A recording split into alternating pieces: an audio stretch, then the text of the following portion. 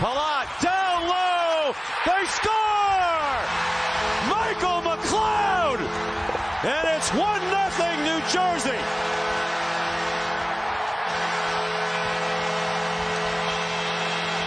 Oh, took it to the backhand. Then they score!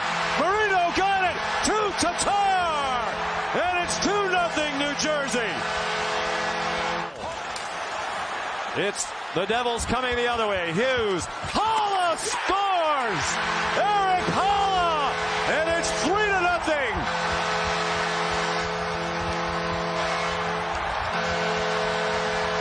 Didn't get a lot on it. Empty net. The puck is going to go wide. Brad and Heischer are there. Brad scores!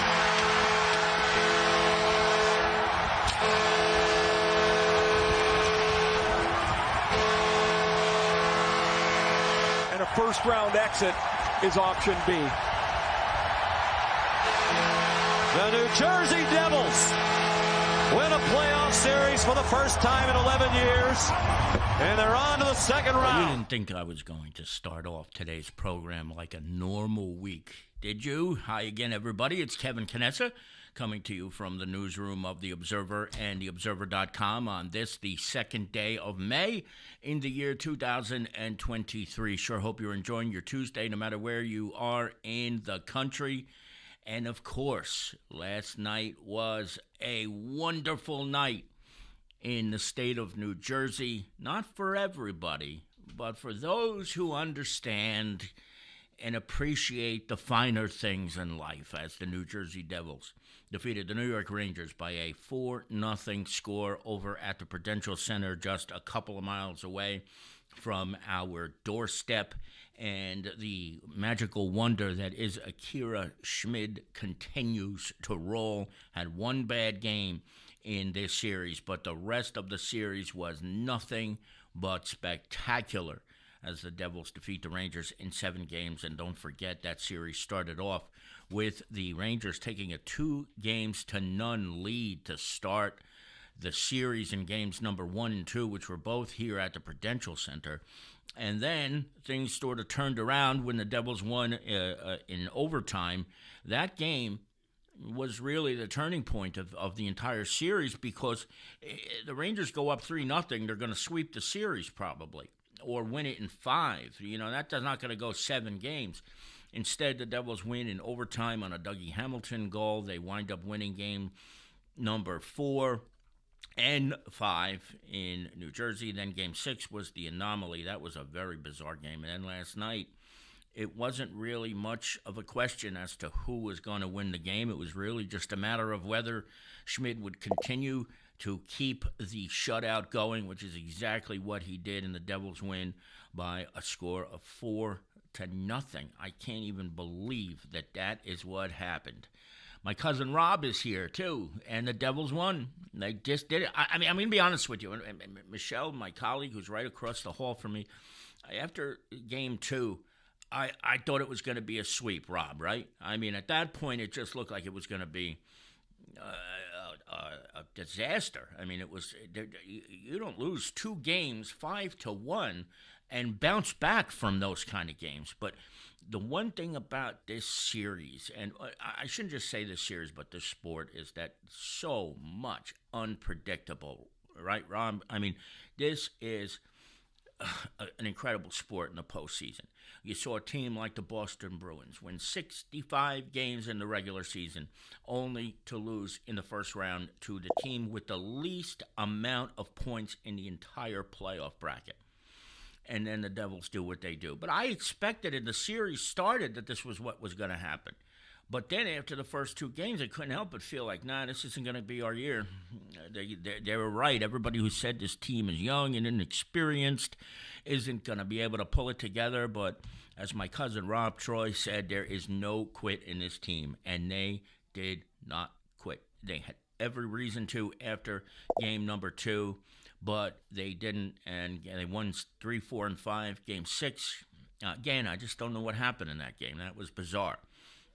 And, of course, when you listen to the likes of Boomer Esiason, who is on WFAN, or anybody who is a tried and true Ranger fan, and there's a lot of great Ranger fans out there. I'm not going to take that away from anybody, but everybody, they didn't. The Devils didn't win the series in their minds. The Rangers lost it. No, that is not the case. The Devils absolutely dominated the Rangers in games number 3, number 4, number 5, and 7, and that's just the bottom line.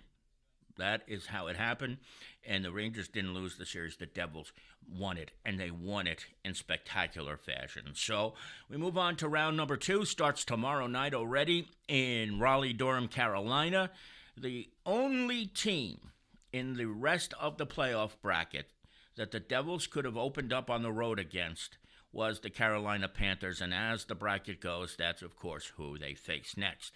If they reseeded in hockey like they used to, which was really the fair way of doing it, they would not be going to Carolina. They'd be playing one of the other teams. In fact, I think they would probably be playing Toronto instead at home. But now they go on the road.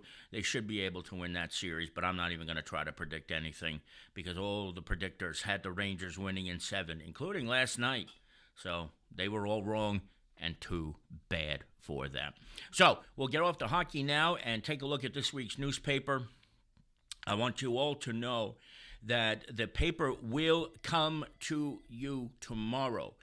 The printing is still a little bit off. You know, we had a fire at the printing plant a week ago, and the Star-Ledger has graciously accepted us as a new client. They are our new printers, and the paper will circulate tomorrow. So we apologize that you didn't get it today, but the date for the paper is the 3rd of May, and tomorrow is the 3rd of May, not today. So we are technically not late, even though we normally do circulate on Tuesdays, but we couldn't get it this week, but we're hoping by next week we'll be back to our regular schedule of getting the paper circulated on Tuesday morning. So we'll keep you posted on that, but check the newsstands tomorrow.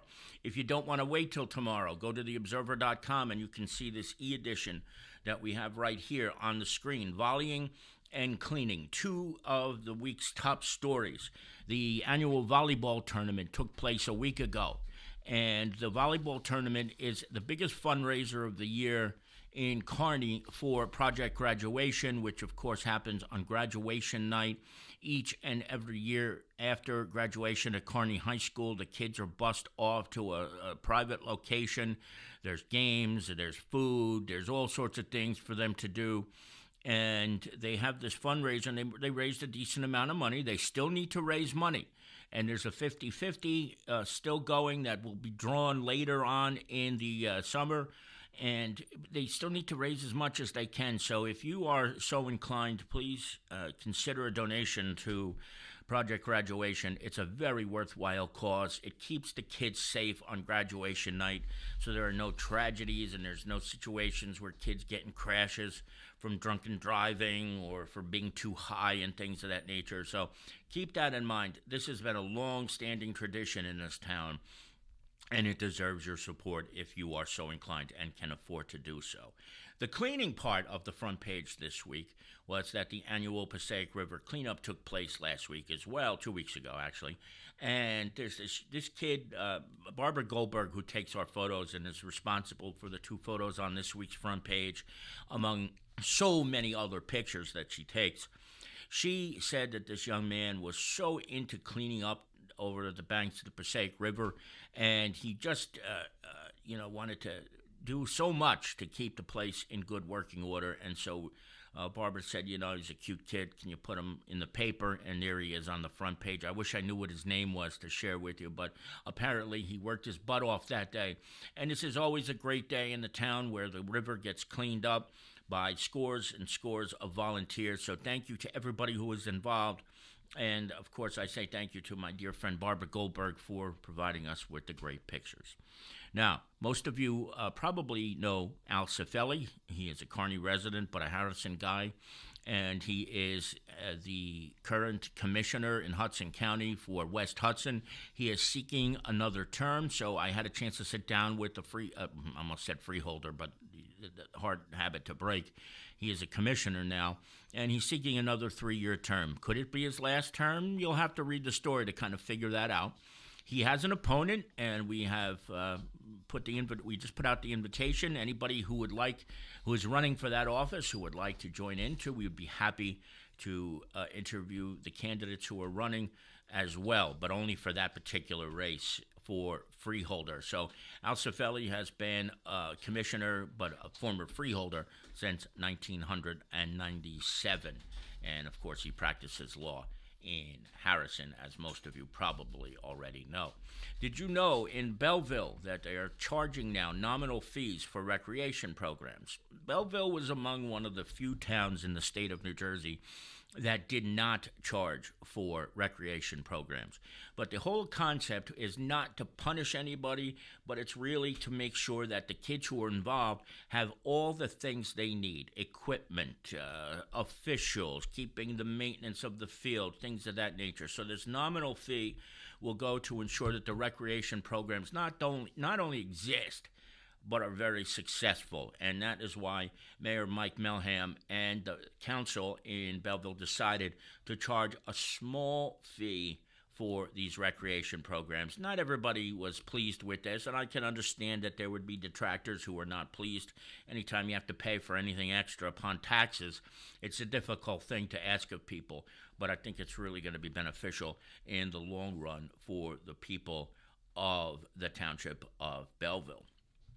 Speaking of new projects, Mayor Dan Pronti in North Arlington is looking to plant 55 new trees in the borough in the year 2023. And one of his promises when he was elected mayor a few years ago was to continue to beautify North Arlington, and that is what he has done since he became mayor and will continue to do. 55 new trees is no short order in North Arlington, which geographically is small.